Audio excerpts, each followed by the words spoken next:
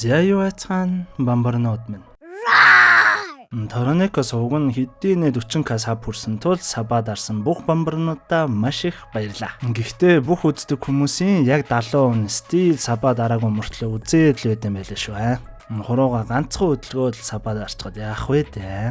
Яг тэгэхээр энэ удаад 40k-гийн спешиал болгож хэд хэдэн бамбарнуудын маань энэ киног яриад өгөөч хэмээн комент бичсний дагуу Өмнөд Солонгос улсын 2005 оны Cello буюу Морин хийл нэртэй киног ярихад шийдлээ. Тэгэхээр олон юм ярилгүй, элдв өхөл, эвгүй эргэлт гэл ер нь нэлээд үзээтэй кино болох 2005 оны Cello кино руугаа орцгоё.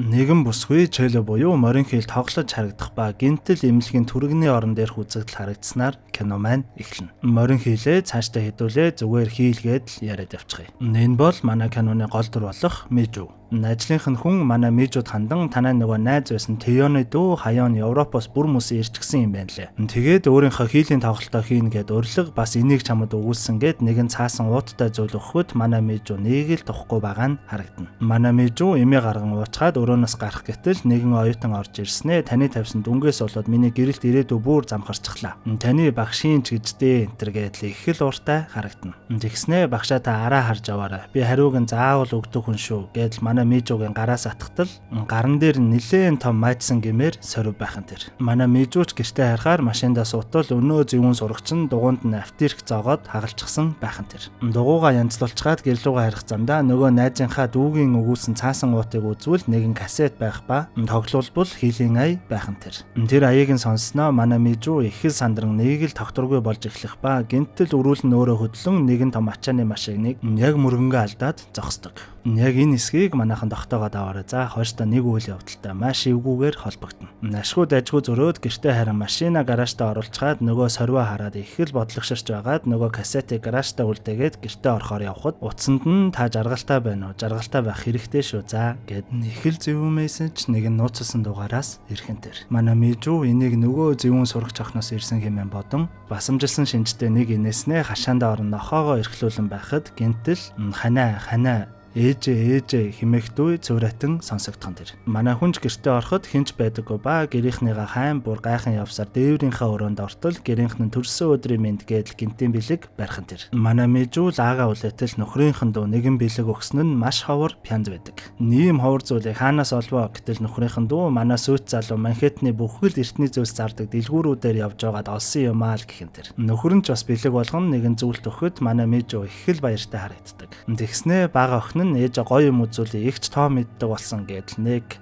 2 3 4 хэмээн тоолоход аутизмтай том охин нь хурууга нэг нэгээр нь дэлхэн үзүүлдэг. Нүүний дараагаар Мижу огт юм ярьж чаддгүй аутизмтай том охинтойгоо усанд орж байхад гинтэл охиных нь биений юм ярих ба сандран эмнэлэг дээр очивол эмчин зүгээрээ зарим охтын биений юм арай эрт ирдэг айх зүйл огт байхгүй та битгий санаа зовоо л гэх юм тэр. Манай Мижу охинтойгоо харж байхад охин нь дэлгүүрийн цонхон дээр байх Морин хийл рүү их л хараад байсан тул охиндоо авч өгдөг. Нөхрийнхэн дүү гэртээ байж байхад шинээр ажилд орж буй огт юм ярьдаггүй нэг л хүүтэн харагдах гэрийн үйлчлэгч нь орж ирдэг. Нөхрийнхэн дүүч ажиллах хуваар энтер гэдэл танилцуулж явснаа өөрийнхөө өрөөнд ортол нөгөө шинэ үйлчлэгч нь хан дээр нь байх зургийг нь их л сонирхон харж зогсно. Нөхрийнхэн дүүч наа чи манай сүйт залуу байгаамаа. Одоо Америкт мастрын зэрэгээ хамгаалж байгаа. Удахгүй ирээд бит хоёр хурмаа хийн гэдэл их л догтлсон шинжтэй хэлдэг. Манай Мижуш том охинтойгоо хамт гэртээ ирэхэд огт хуцдаггүй нохоо охиных нь авсан шинэ хийл рүү тасралтгүй хуцаад байх ба охин нь өөдөөс нэг л харахад өнөө нохоо шууд л чимээгүй болчихсон тэр. Гэртээ орон охиндоо хийл хөгжим тоглохыг нь зааж байтал дахиад л нөгөө жаргалтай байна уу? Жаргалтай байх хэрэгтэй шүү заа гэдэл нөгөө зөвүүн мессеж ирхэн тэр. Манай хүнч нөхөртөө уух эмээг нь оруулж өгөөд энэ их сонин чимээгүй өөрчлөгч юм а болиулчихгүй гэхэд нөхөр нь зүгээрээ манай найз гэрээрээ гадагшаа нүүхээс өмнө надаас энэ эмэгтэйг ажилуулж өгөөч гэж аминчлан гуйсан юм а. Хөөхий түрүү жил Ослоор гэр бүлийнхаа бүх хүнээ алдснаас хойш зөндөө олон удаа амиа орлох гэж оролдоод нэг удаа бүр хүчил уугаад хоолоогоо түүснээс болж одоо огт юм ярьж чаддаггүй болсон гэсэн. Гэхдээ ажилдаа маш сайн гэсэн битгий санаа зовоо хэмээн манай Мижуд хэлхэн дэр.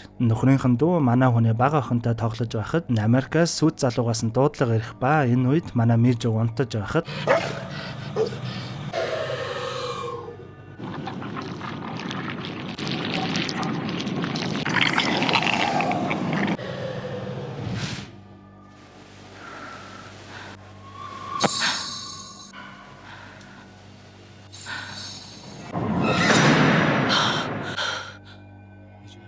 Хэмээнс ирэхэд өглөөж болсон байх ба гадагш гарвал хөөхий нөгөө нохоо нь ягаад ч юм өгсөн байх нь тэр. Хүүхдүүд харахаас өмнө газ цэвэрлэх гэдэл шинхэн үйлчлэгчтэй хэлээд манай Мижүү ажилдаа явдаг. Энэ үеэр хөөхөн сэргэлэн бага охин нь эгчийнхээ өрөөрөө ороход эгч нь өнөө шинхэн авсан хийлээ тоглоод байж байх ба нэгчээ би ганцхан тоглоод үзийдэх үү гэдэл хөөхөн гуугаад хийлийг нь авах гэтэл шууд гарыг нь хазчихдаг. Дүүн ч урлан муу харамч гэдэл өрөөнөөс нь гарч яваад аавынхаа дүүгийн өрөөнд орох гэтэл өрөөгөө бүр буулгачихсан өрвийсэн юм байж байхан тэр. Хөөхий бага охин нь шууд ажил дээрээ байгаа ээж рүүгээ залгаад игч нэг л биш байна би айгаад байна гэснээр манай Мижүү гэртээ иртэл нөхрийнхэн дүү өрөөгөө бүр таг төвччихсэн ганцаараа дотроо уйлаад л байхан тэр. Хөөхий нөхрийнхэн дүү рүү өчигдөр сүйт залуу нь Америкаас залгасан нь өөр хүнтэй болчихсон тул хоёулаа харилцаагаа дуусгая хэмээн хэлсэн байдаг. Нөхөр нь ч ирээ за ганцаараа гин үлдээчих маргааш ихэд ажгүй болчих байхаа гэдэл манай хэд унтахаар явдаг. Манай Мижүү том охиноо унтуулж байхад охин нь гинтэл эвгүй царайтай болж харагдах ба дахиад л ханаа ээжээ гэх дуу цуурайтан сонсогддог. Яг энэ үеэр нөхрийнхэн дүү өрөөндөө бүр савбирчсан уйлан суух ба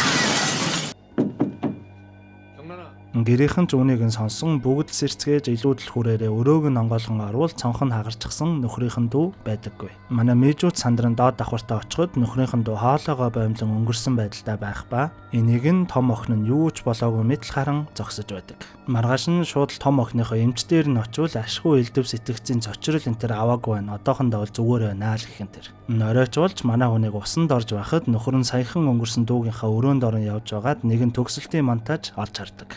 Онгойлгоод үзвэл эхнэрийнх нь буюу манай Мижүүгийн төгсөлтийн монтаж байх ба киноны эхэнд дурддагдсан нөгөө Тэйон гэх охины зургуудын толгойг нь бүгдийг нь ухан авсан байдаг. Sorry. Дундуур нь гяас ганц юм ярьж. Торон ерөөсөө илдэв рекламентаар авдаггүй мэдчихэж байгаа шүү дээ, тий. Гэхдээ торон өөрийнхөө хийж байгаа нэг юм гяас рекламтжээ. Blackpink-ийн Lisa-гаас ихсүүлэл нөгөө хаммог томоодуудынх нь хаммог үнэтэй цүнхэн дээр энэ төр үүрээд байгаа нөгөө Cry Baby, Labubu энэ төргээд хөөрхөн тоглоомод байгаа шүү дээ. Эднэр нь гадуур битүү хөлхөт нь байгаа ч гэсэн торон хайсаар агаад яг оргийг нь аюулгүй боломжийн үнээр захиалгаа хийцэн байгаа шүү. Гурван төрлийн Labubu энэ төр ирсэн ч хэдийнэ пижигнээ дуусчихсан ба одоо хэдхэн ширхэг Labubu-гийн хамгийн хөөрхөн хамгийн алдартай төрөл болох Labubu-гийн Exciting Macaron төрөл болон энэ Labubu-гийн дараагийн тренд болох өнөө хөөрхөн Cry Baby болон Skull Panda нь бэлнэр ирсэн байгаа шүү. Шууд пэйж руугаа ороод чат бичээд байгаа газараа хургуулад аваарай. Яг тэгэхээр кинонда буцаад орцгоё.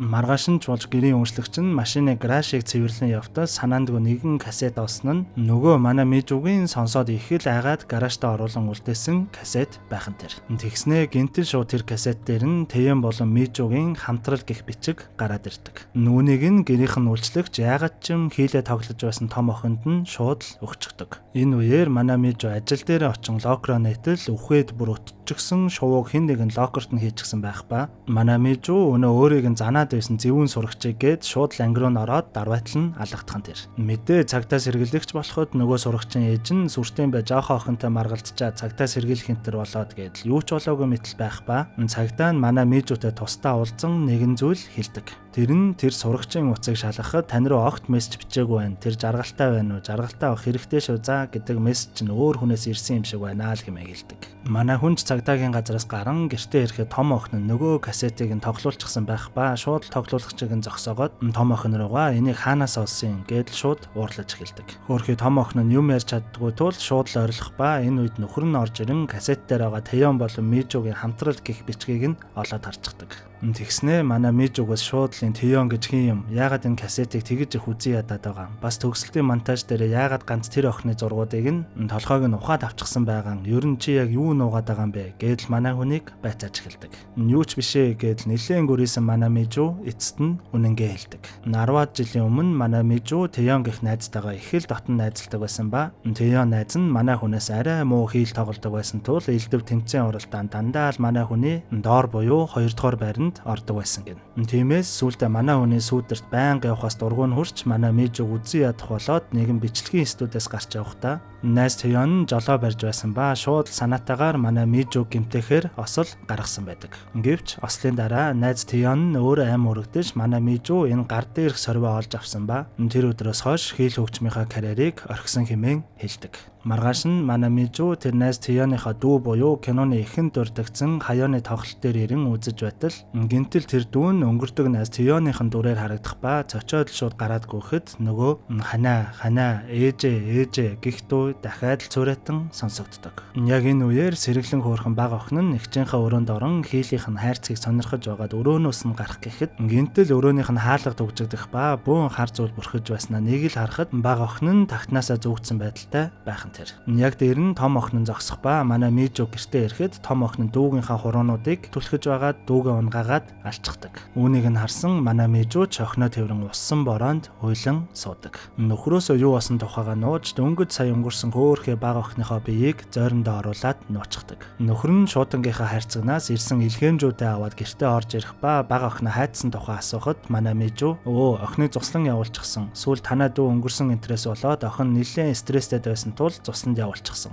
Би уцаар ярьсан асуудалгүй очисон байлээ гээд лав ачдаг. Нөхөр нь ч өрөөндөө орон өнөө шуудангуудаа үзэж байтал олон жилийн өмнөх нэгэн хийлийн тэмцээний үр дүнгийн мэдээлэл байх ба эхнэр нь 1-р байранд биш 2-р байранд орсон байх ба 1-р байранд нөгөө эхнэрийнх нь найз Тэйон байхан тэр. Эхнэрийнх нь хэлснээс зөрөөд байгаа тул их л гайхсан шинжтэй л харагддаг. Энэ үеэр манай Мижу нөхөртөө болсон зүйлийг хэлж чадалгүй димээл уйлан том охиноо унтаж байгааг харан суудаг. Эхнэр нь нэг л сонин худлаа яриад байгаа тул нөхрөн шалгахаар бага охин лугаа залхтал бага охиных нь утас нь хонглын өрөөнөөс нь дуугарах ба яваад очил хөөхөө бага охин нь нэгэн шүүгэн дотор өгсөн байдалтай байж байдаг. Энэ үеэр манай Мижу ч араас нь орж ирээд би тайлбарлая намайг сонслтоо гэдэл учрлах ба нөхөр нь охинд юу тохиолдсон юм чи яалсан уу гэдэл манай Мижуг заандах ба яг энэ үед нь манай Мижу нөхрийгээ түлхтэл санаандгүй ханан дээр байсан нэгэн үзүүртэй төмөрөнд хүзүүгээрээ зогдоод нөхөр нь ч мөн өнгөрчихдөг. Яг энэ үйл явцыг нөгөө гэрийнх нь үүслэгч харан зогсох ба гинтэл хэдийнэ өнгөрчихсөн найз Тэйон болж харагдсанаар өнгөрсөн цагт буюу 10-аад жилийн өмнө яг юу болсон тухай бодит үнэнг хэдүүлээ олж мэднэ. Яг үнэндээ манай Мижу хийлээрээ тэр найз Тэйоныгоо огт бардаггүй байсан ба дандаа л 2-р байранд орохоос залхаад найзыгаа бүр үзэн ядаж эхэлсэн байдаг. Нөгөө дуу бичлэгийн студиэс гарч явж байхдаа найз нь биш манай Мижу машин барьж явсан ба санаандгүй осол хийгээд ухаан ортол машин нь нэгэн хавцал дээр тогтож байх ба найз Тэйон нь яг л хавцал руу унчих гээд зүгдсэн байдалтай байж байдаг. Манай Мижуш найзыгаа аврах гэж байснаа гинтэл үргэлжил сүүдэртэн дарагдаж явдаг тухайга бодон найзыгаа авралгүй шууд л унгасан ба энэ үедээ нөгөө гаран дээрх майжуулсан сорвоо авсан байдаг. Үйл явдал одоо үедээ буцан ирэхэд найз Тэйоныхын сүнс гэр бүлээс нь үлдсэн ганцхан хүн болох том охиных нь өрөөрөө явхад манай Мижу битгий гэж зөндөө гуугаад охиноо хамгаалахад нэгэн жижиг утга барьж аваад араас нь шууд л зоогоод алччихдаг. Гэтэл энэ өгсөн хүн нь үнэндээ гэрийнх нь үйлчлэгч байхан тэр. Манай Мижуч бүр шокрон байж байтал хийлийн дуу сонсогдоод байсан тул нэгэн гольфийн цохор барьж аваад том охиныхоо өрөөрөө ортол охин нь хийлээ огт тоглоогүй байхад хийлийнхэн чимээ сонсогдоод л байдаг. Манай Мижу энэ хийлэнд л нэг учир байна хэмээн бодон шууд л өнөө хийлийг нь булааж аваад барьж авсан гольфийн цохораараа маш олон удаа балбаж байгаад охиныгоо өрөөнд нь хийгээд дүгччихдэг. Гэтэл охиноос нь ямар чимээ гарахгүй байсан тул гайхан ороод орыг нь хартал орон дотор нь нөгөө хийл нь огт эвдрээгүй байдалтай байх ба манай Мижу яг үнэндээ тэр хийлийг биш охиноо гольфийн цохороор маш олон удаа зогсон гэдгээ ойлгодог. Амь тамхины наагур байгаа том охиноо тэрэн уйлж байтал гинтэл найз Тэйон нь манай хүний гарыг удирдан хажууд нь байсан хагархаа шилийг ахуулан охин руу зоохыг оролдоход манай Мижу эсэргүүцэн шууд л өөрлөгөө зоосноор кадр солигддог. Кадр солигдож миний нөгөө тогтоогоод аваарай гэж хэлээд байсан бүр киноны ихэн буюу ажлаа тараад гэрлүүгээ явж байсан үе рүү буцахад машиных нь өрөөл өөрөө хөдлөн яг үнэндээ манай Мижу тэр том ачааны машиныг ойрч амжаагүй ба мөргөж осолдон эмнэлэгт хүргэгдсэн байдаг. Хөнгөн бэрцэн ч гэсэн ухаан балартан эмнэлэгт ирэн комын байдалд орсон ба сая болсон бүх зүйл нь бодит биш ба Манамижу комонд байхдаа төссөөсөн ч гэх юм уу, зүүдэлсэн ч гэх юм уу нэг тэн зүйлс байсан байдаг. Нөгөө ханаа ээжээ гэдэл цууратан сонсогдоод байдаг байсан нь манай хүнийг комонд байхад гэрийнх нь хөөрхөөс ахиж байхдаа л хэлж байсан үгсүүд байдаг. Гэрийнх нь бүх гişүүд амьд сэрүүн байх ба охтуудаа хараад л баярлан ашгүй бүх зүйлс жинхэнэ биш байж хэмээн бодон тэслэхүү шууд л уйлчихдаг. Нэмлэгээс ч гараад машина барин гэртээ гараажтаа иртэл нөгөө жаргалтай байна уу? Жаргалтай байх хэрэгтэй шүү. За гих мессеж ирэх ба манай Мижүүч бүр гайхаад л эхэлдэг. Яг л комонд байхад нь болсон зүйл шиг гэртээ орж ирэхэд хинч байхгүй байх ба дээврийн өрөөрөөгөө гартал гэрийнх нь төрсөн өдрийн мэнд хэмээн гинтийн бэлэг барьдаг. Бүхэл зүйлс яг л ижилхэн болоод байх ба нөхрийнхэн дуу бэлгээ өгтөл яг л нөгөө эртний ховор пянз нь байх нь тэр. Юу болоод байгааг нэг л ойлгож өгөхгүй байгаа манай Мижүү нөгөө пянзыг нээгээд эргүүлээд гартал ард нь энэ бол дөнгөж эхлэл